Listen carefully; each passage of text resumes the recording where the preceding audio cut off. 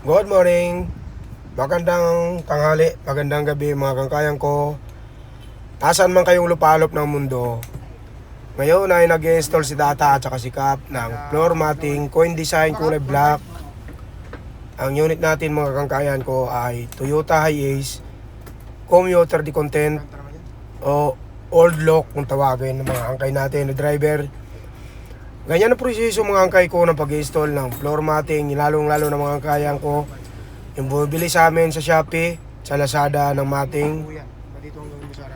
Ganyan lang po ang proseso ng ating pag-install ng matting, lalong lalo na po mga kangkayang ko dyan sa may tambol na yan kung tawagin. Lalagyan po natin yan mga kangkayang ko ng rugby para hindi mahulog yung sapin dyan sa tambol at para kumapit po siya mga kangkayang ko. Ganun po ang pagkakabit. Kasi yung iba mga kangkayang ko na nakaka-order sa amin sa online ay nagtatanong at nagtataka sila kung bakit daw nahuhulog yung cover dyan sa may tambol na yan. Ganun ang proseso mga kangkayang ko. At dito naman sa harap mga kangkayang ko, tingnan nyo, lalong lalo na yung mga bumibili nga sa amin online.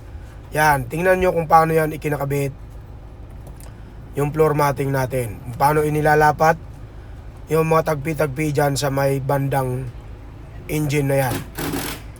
Yung sahig naman mga kangkayang ko ay napakadali lang ilatag yan dahil malapad yan at isang latag lang okay na yan. Yan. Tingnan nyo mga kangkayang ko kung paano ikinabit yung dyan sa may engine na yan. At tingnan nyo naman sa may tambol, nilagyan ng rugby yan mga kangkayang ko. Hanggang dito sa may unahan, makikita nyo kung paano natin yan ikinakabit.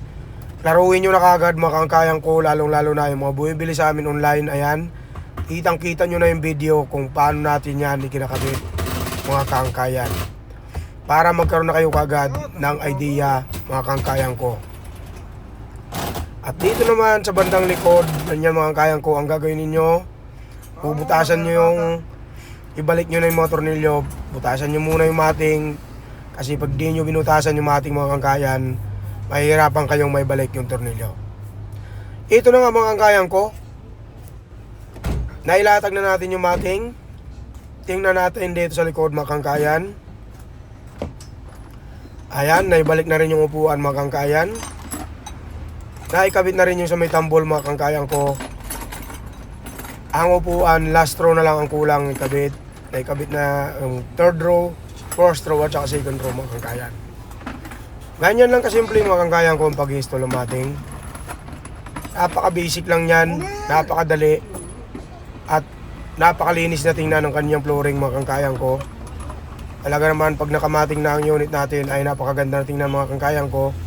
Kaya kung sino man mga kangkayang ko ang wala pang matting dyan, wala pang unit, ang unit nyo ay wala pang headrest, wala pang matting, at kung gusto nyo palagyan ng VIP ceiling, VIP siding, gumagawa kami niya lahat mga kangkayan. Mag-message lang kayo sa aming Facebook page, Lord's Garage. Ito naman mga kangkayan ko si Cap, tinanggal niya yung stepboard kasi ikinabit dyan yung matting sa stepboard.